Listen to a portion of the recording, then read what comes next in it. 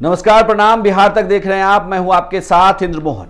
बिहार तक के exit poll में आपका स्वागत है। बिहार तक लगातार आपको 243 सीटों का एग्जिट पोल दिखा रहा है। आपको बता दूं कि बिहार विधानसभा का चुनाव 2 चरणों में हुआ। 6 तारीख को पहले चरण का मतदान हुआ और 11 तारीख को दूसरे चरण का मतदान हुआ है।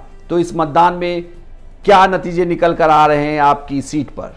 बिहार तक आपको 243 सीटों का एग्जिट पोल दिखा रहा है। अब बात करते हैं भागलपुर विधानसभा सीट की। भागलपुर विधानसभा सीट पर दूसरे चरण में यहां मतदान हुआ। 11 नवंबर को यहां मत डाले गए। जिस तरीके से बिहार में वोटिंग प्रतिशत बढ़ा है, भागलपुर को लेकर भी काफी चर्चा रही। भागलपुर में कांग्रेस के अजीत शर्मा 2020 में चुनाव जीते थे। वो विधानसभा में नेता भी रहे लंबे समय तक। अजीत शर्मा कांग्रेस के एक बड़े नेता हैं, लगातार वहां चुनाव जीत रहे हैं। तो क्या इस बार भी उनके लिए राह आसान है? क्योंकि इस बार उनके सामने फिर से बीजेपी ने पिछले उम्मीदवार रोहित पांडे पर ही भाग्य आजमाया है और जनसुराज के उम्मीदवार हैं यहां पर अभय कांत झा। अब आपको यहां बताते हैं कि यहां का पूरा जिस तरीके से वोटिंग हुई है और क्या कुछ हुआ है। चुनाव प्रचार के आखिरी दिन यहां पर अजीत शर्मा की बेटी नेहा शर्मा भी चुनाव प्रचार के लिए पहुंची थी।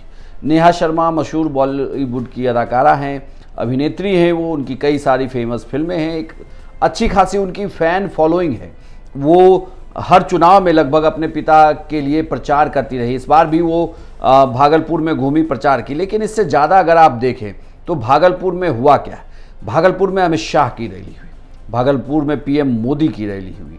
बीजेपी के तमाम कद्दावर नेताओं ने भागलपुर में कैंप किया इस बार और लगातार कोशिश की कि पिछली बार जो 2020 में मात्र 1100 मतों के अंतर से बीजेपी वहां चुनाव हारी, उस अंतर को पाटा जा सके। यहां पर थोड़ी दिक्कत जेडीयू के मौजूदा सांसद को लेकर है।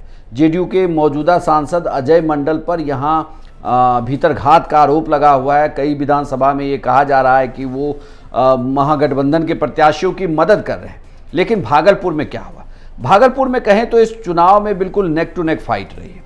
यानी कि अजीत शर्मा और रोहित पांडे के बीच इस बार भी नेक टू नेक फाइट रही। लेकिन बिहार तक का एग्जिट पोल ये कहता है कि भागलपुर की सीट बीजेपी के खाते में इस बार चली जाएगी। यानी कि यहां अजीत शर्मा चुनाव हार सकते हैं और जनसुराज के अभय कांत झा ठीक ठाक यहां वोट ले आएंगे। लेकिन हार जो हो रही है वो कांग्रेस पार्टी की तरफ से अजीत शर्मा की हो रही है और रोहित पांडे बीजेपी के यहां पर चुनाव जीत सकते हैं। बिहार तक का एग्जिट पोल तो यही कह रहा है।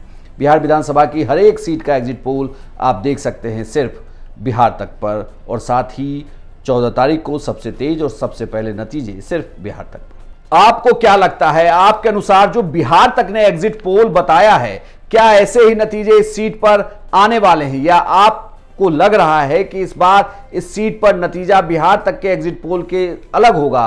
तो आप अपनी राय हमें कमेंट बॉक्स में लिखकर बताएं। साथ ही आप भी बताइए कि पूरे राज्य को लेकर, यानी कि बिहार की 243 सीटों पर एग्जिट पोल क्या कहता है। आपके अनुसार इन 243 सीटों को जोड़ा जाए तो बिहार में किसकी सरकार बन रही है?